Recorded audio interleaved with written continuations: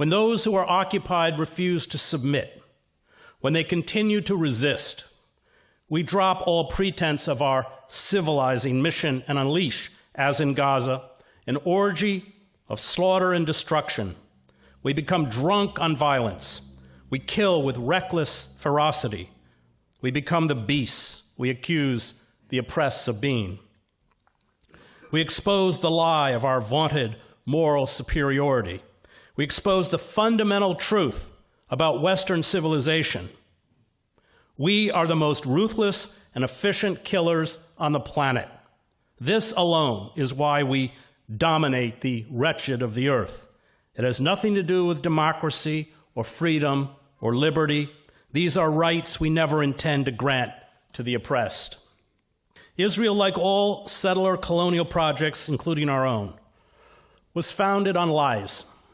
The lie that Palestinian land was unoccupied.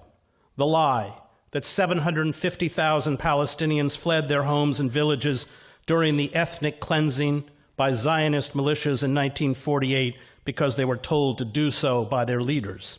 The lie that it was Arab armies that started the 1948 war, that saw Israel seize 78% of historic Palestine.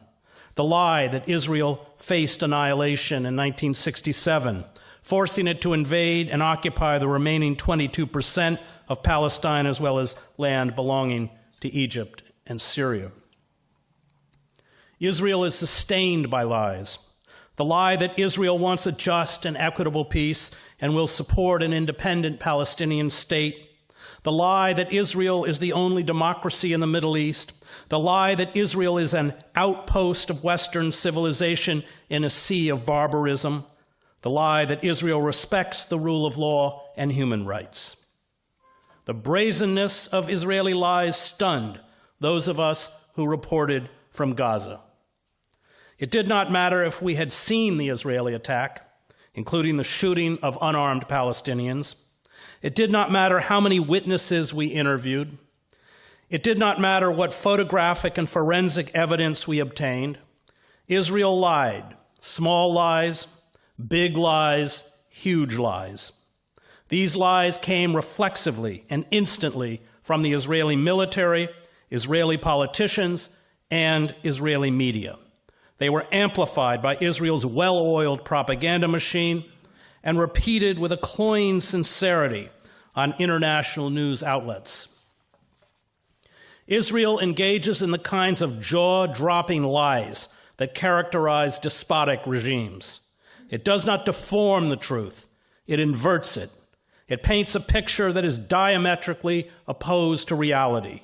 Those of us who have covered the occupied territories have run into Israel's Alice in Wonderland narratives, which we dutifully insert into our stories, required under the rules of American journalism, although we know they are untrue.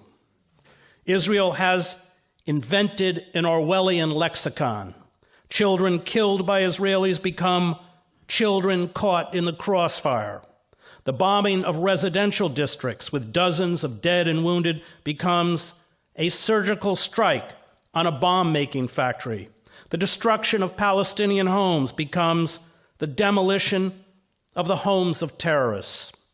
The big lie feeds the two reactions Israel seeks to elicit: racism among its supporters and terror among its victims.